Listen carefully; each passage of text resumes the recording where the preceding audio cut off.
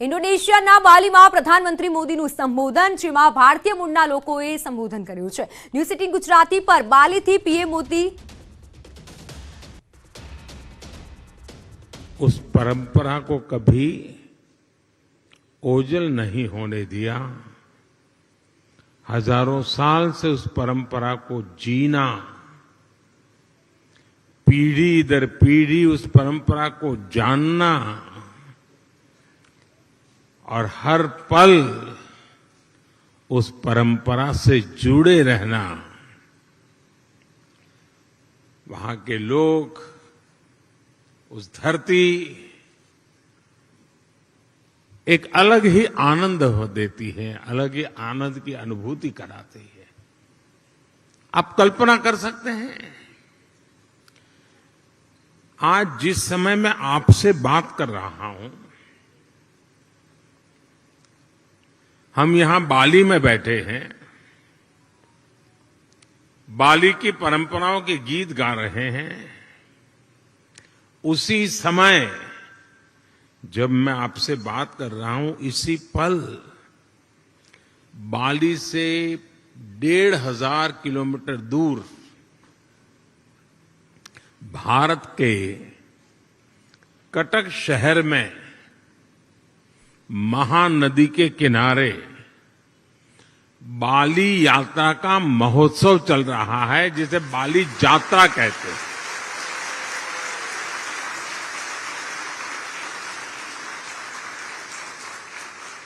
और ये बाली यात्रा है क्या? ये महोत्सव भारत और इंडोनेशिया के बीच हजारों वर्षों के ट्रेड रिलेशंस को सेलिब्रेट करता है। इंडोनेशिया के लोग इस बार की बाली यात्रा के फोटो इंटरनेट पर देखेंगे तो उन्हें वाकई गर्व होगा, आनंद होगा, उत्साह से भर जाएंगे। और कई वर्षों बाद, बीच में कोरोना के कारण जो दिक्कतें आई, उसके कारण कुछ रुकावटें आई थी, और अब कई वर्षों बाद बाली यात्रा, ये महोत्सव उड़ीसा में बहुत ही बड़े स्केल पर भव्यता के साथ, दिव्यता के साथ, लाखों लोगों की भागीदारी के साथ, मास पार्टिसिपेशन के साथ अभी मनाया जा रहा है। मुझे बताया गया कि वहां के लोग ये बाली यात्रा के स्मरण में एक स्पर्धा चला रहे हैं। कहते हैं कि कागज के नाव बना करके बहाए जाएंगे, और वो वर्ल्ड रिकॉर्ड करने के मूड में है। इसका मतलब ये हुआ कि उड़ीसा में आज जो लोग इकट्ठा हुए हैं, उनका शरीर वहां है, लेकिन मन बाली में है, आप लोगों के बीच में है। साथियों, हम लोग अक्सर बातचीत में कहते हैं, इट्स अ स्मॉल वर्ल्ड, ऐसा ही शब्द है, it's a small world. Bharat और इंडोनेशिया के संबंधों को देखें तो ये शब्द नहीं है, ये हमें सच्चाई नजर आती है, सटीक बैठता है। समंदर की विशाल लहरों ने भारत और इंडोनेशिया के संबंधों को लहरों की तरह ही उमंग से भरा है, जीवंत रखा है। कभी थकान महसूस नहीं हुई, वो लहरें जैसे चलती रहती हैं, हमारा नाता भी वैसा ही जीवंत रहता है।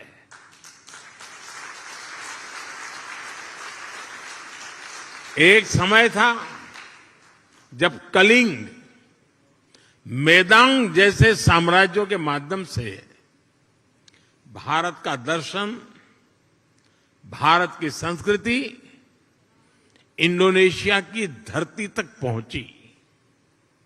आज एक ये समय है जब भारत और इंडोनेशिया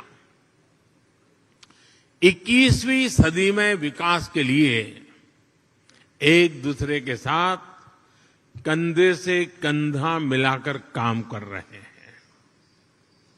इंडोनेशिया की जमीन ने भारत से आए हुए लोगों को प्यार से एक्सेप्ट किया, उन्हें अपने समाज में सम्मिलित किया।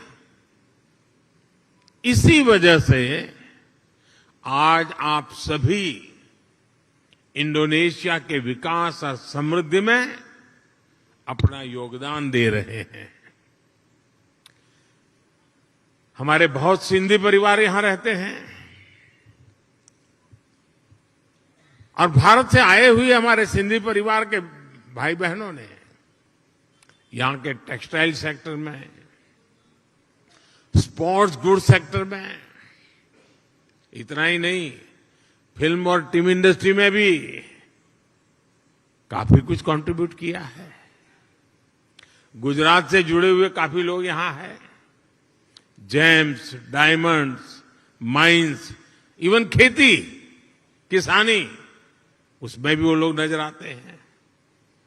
भारत से आए हुए engineers, chartered accountants, professionals Indonesia के विकास के सहयात्री बने हुए हैं। कितने ही तमिल भाषी कलाकार यहां की संस्कृति, यहां के आर्ट्स को और समृद्ध करने में अपना योगदान दे रहे हैं। मुझे याद है जब 3-4 साल पहले इंडोनेशिया के बप्पा नयोमान न्यू आर्टाजी को भारत ने पद्मश्री से सम्मानित किया था। उस समय भारत का राष्ट्रपति भवन तालियों की गड़गड़ाहट से गूंजता ही रहता था। उनके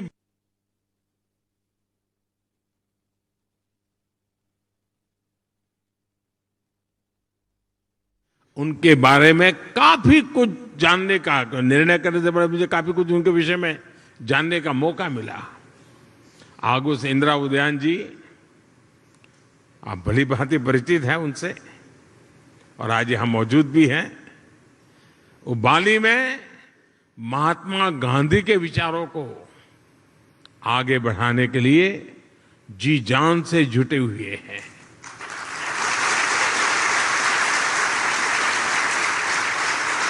मैंने कहीं उनका एक इंटरव्यू देखा था, उसमें वो कह रहे थे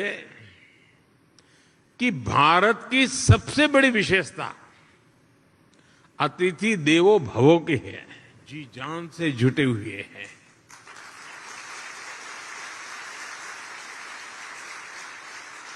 मैंने कहीं उनका एक इंटरव्यू देखा था,